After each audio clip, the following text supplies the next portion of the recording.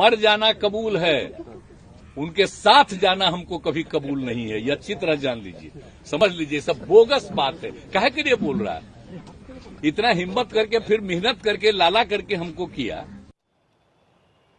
Doctor प्रीति शेखर जी, सीधा सवाल, पलटी कौन मार रहा है, नीतीश कुमार या बीजेपी? पलटी कौन मार रहा है, यह तो प्रश्न आपको इंडी अलायंस से करना चाहिए कि कौन माननीय प्रधानमंत्री के विपक्ष में कौन विपक्षी एकता को मजबूत करने चले थे और कहां कहां बिखराव हो रहा है।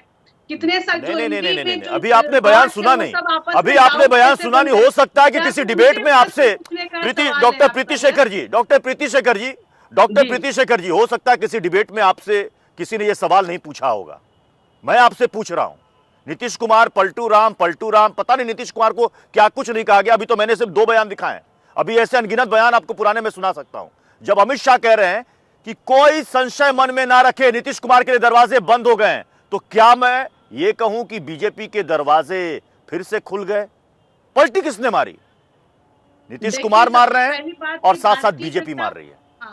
भारतीय जनता पार्टी और एनडीए के नेतृत्व में जो केंद्र में सरकार जो चल रही है, उसका कुनबा आगे बढ़े, सदैव से हम चाहेंगे। और कोई भी हमारी विचारधारा में ढलकर और केंद्रीय नेतृत्व पर भरोसा करके अगर हमारे साथ आना चाहती है तो सदैव से हम स्वागत करते हैं। अगर किसी के लिए अगर दरवाजे बंद होते हैं तो जो पानी पी पी कर कोसा वो क्या हुआ? जो पानी पी पी कर कोसा कि दरवाजे बंद हो गए, नीतीश कुमार रोते भी आएंगे, दरवाजा भी खटखटाएंगे, नहीं खोलेंगे।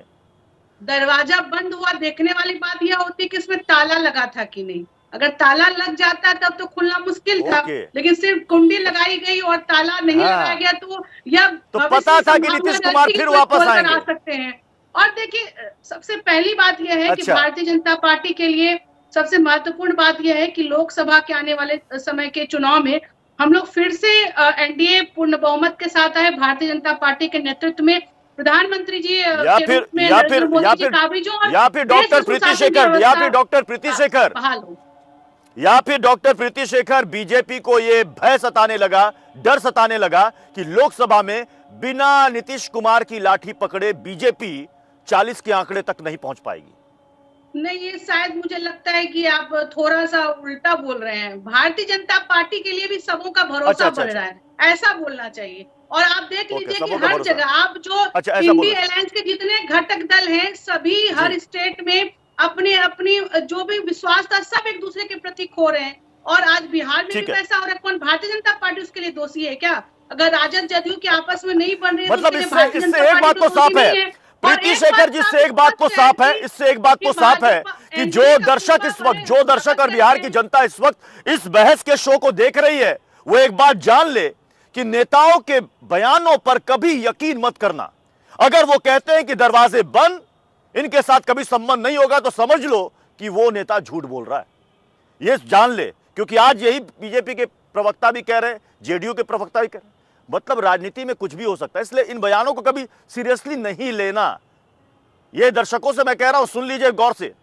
मैंने इसलिए पुराने बयान भी आपको दिखाए हैं। इस बीच एक बड़ी खबर आ रही है, मैं बाकी मेहमानों का रुख करूंगा। बिहार के हालात पर प्रहलाद जोशी का बड़ा बयान सामने आया। ये गठबंधन अप्राकृतिक है, बिहार में जो हो रहा है हमारी कोई भूमिका नहीं है, मतभेद के चलते ऐसा हो रहा है, भ्रष्टाचारियों के साथ नहीं रहना चाहते हैं नीतीश कुमार। ये बिहार के हालात पर प्रहलाद जोशी ने ये बयान दिया है। अब ये देखिए, ये कह रहे हैं कि हम कुछ नहीं कर रहे हैं, नीतीश कुमार भ्रष्टाचारियों के साथ रहना नहीं चाहते इसलिए वो आ रहे हैं। कल तक ये कहा जा रहा था कि नीतीश कुमार भ्रष्टाचारियों के साथ है, दोबारा आएंगे, लेंगे नहीं, लेकिन लगता है बीजेपी ने मन बना लिया है कि वेलकम बैक नीतीश कुमार। अभी तो बिहार में हमारा कुछ रोल उसमें नहीं है, इसलिए जो झगड़ा वगैरह चल रहा है, जो डिफरेंस ऑफ ओपिनियन चल रहा है, अभिप्राय भेद चल रहा है, उनके कारण हो रहा है। हमारे तो ये परिवारवाद, भ्रष्टाचार, ये परम भ्रष्ट पार्टी, 2-3 पार्टियां जो है इंडिया अलायंस में, ऐसा बहुत है। इसमें बहुत ज्यादा भ्रष्ट पार्टी है, आरजेडी है और कांग्रेस है। ये भ्रष्टाचार का ये पूरा सब परिधि पार कर दिया है, तो इसलिए नीतीश कुमार उनके साथ नहीं रह रहे हैं। तो इसका कारण हम तो नहीं है, जब नीतीश कुमार उधर से जब इस्तीफा वगैरह दे के आएगा तब हमारा राष्ट्रीय नेतृत्व निर्णय करेगा। हमको कुछ उसमें क्या प्रेम कुमार जी, क्या ये इतना आसान है, सो सिंपल है कि नीतीश कुमार अब भ्रष्टाचारियों के साथ नहीं रहना चाहते इसीलिए वो उनको छोड़ रहे हैं? इतना सिंपल है?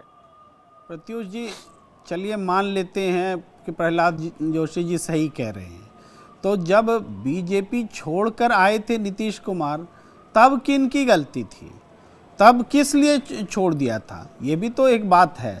दरअसल प्रत्युष जी, बिहार की राजनीति ने ऐसी स्थिति में हम सबको डाल दिया है, चाहे जो राजनीतिक विश्लेषक हों चाहे प्रवक्ता हों, कि क्या करें, मैंने किसी सिद्धांत पर अमल करता तो कोई दिख ही नहीं रहा है।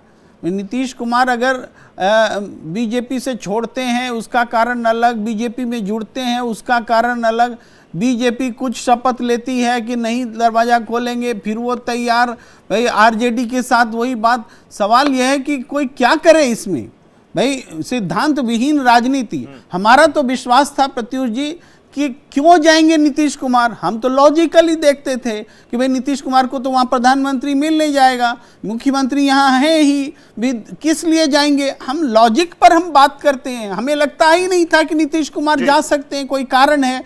इस गठबंधन में थे तो इस गठबंधन के मेंटोर थे, मेंटोर बना रहे थे, गठबंधन खड़ा कर रहे थे। नरेंद्र मोदी जी की के समांतर उनकी पर्सनालिटी डेवलप हो रही थी। तो हमारा राजनीतिक विश्लेषण कहीं नहीं रहा था कि नीतीश कुमार जा सकते हैं। अब हम भी फेल हैं, अब क्या तर्क दिया जाए, कोई तर्क काम नहीं कर रहा है। नीतीश कुमार कब क्या करेंगे कोई नहीं समझ सकता, इसमें हर कोई फेल हो जाता है।